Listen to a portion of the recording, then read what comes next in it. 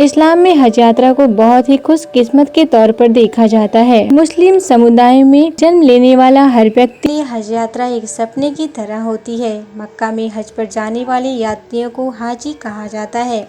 मक्का में आकर मुस्लिम समुदाय के लोग यहाँ स्थित मुसलमानों के पावन स्थल काबा के चारों तरफ परिक्रमा लगाते हैं और यहाँ पूर्व दिशा की तरफ लगे पाक काले पत्थर को चूमते हैं। कुछ हज यात्री काबा तक पहुँचने का अवसर मिल पाता है, वे काबा पर लगे काले पत्थर पर इत्र लगाते हैं। आइए जानते हैं काबा से जुड़ी धार्मिक मान्यताएं और अन्य बातों को। पवित्र मुस्लिम ग्रंथ कुरान में यह बताया गया है कि हर मुस्लिम को ज़िंदगी में कम से कम एक बार मक्का की यात्रा जरूर करनी चाहिए।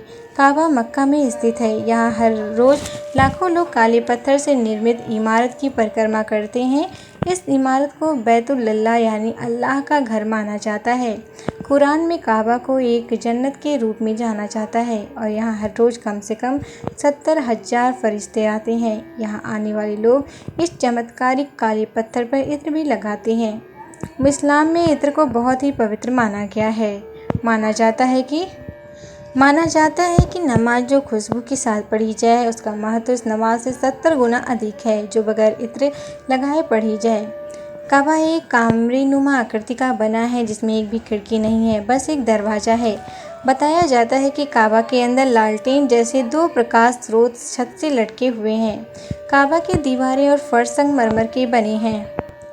काबा के अंदर प्रवेश करने की इजाज़त सबको नहीं मिलती। काबा के रखरखाव का जिम्मा सऊदी के एक मुस्लिम परिवार सहबा के पास है और इन्हीं के पास इनकी चाबी भी रहती है।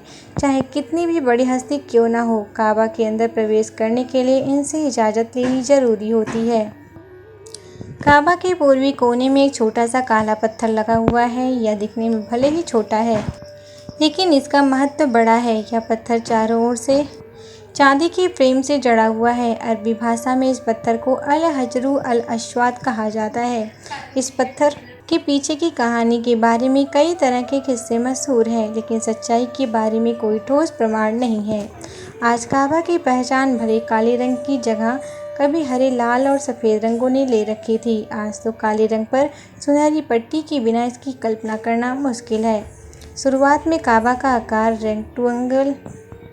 रेक्टेंगल तक किया गया था, लेकिन इसके निर्माण में लगाई जाने वाली राशि केवल पवित्र स्रोतों से आ सकती है।